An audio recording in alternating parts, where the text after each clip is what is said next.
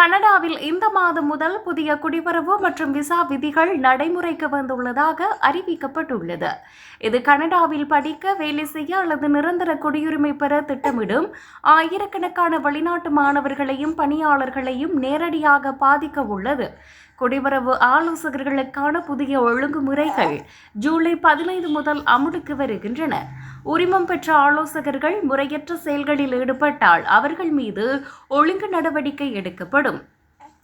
விண்ணப்பதாரர்கள் தங்களின் ஆலோசகர்கள் முறையான உரிமம் பெற்றுள்ளார்களா என்பதை சரிபார்த்துக் கொள்ளுமாறு அறிவுறுத்தப்படுகிறார்கள். அரசியல் தஞ்சம் கோருபவர்களுக்கான விதிகளில் மாற்றம் செய்யப்பட உள்ளது. இதற்கான பொது ஆலோசனை ஜூலை 20 வரை நடைபெறுகிறது. விண்ணப்பங்களை 60 நாட்களுக்குள் முழுமையாக சமர்ப்பிக்க வேண்டும் போன்ற புதிய நிபந்தனைகள் இதில் அடங்கும்.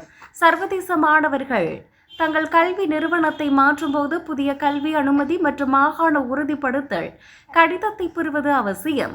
அதேபோல் கனடாவின் கல்வி அனுமதி உச்ச வரம்பு இந்த ஆண்டு முழுவதும் தொடர்ந்து நடைமுறையில் இருக்கும்.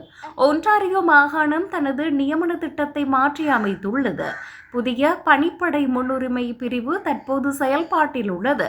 பிரிட்டிஷ் கொலம்பியா மாகாணமும் கிராமப்புற சுகாதார பணிகளுக்காக புதிய வேலைவாய்ப்பு திட்டங்களை அறிவித்துள்ளது.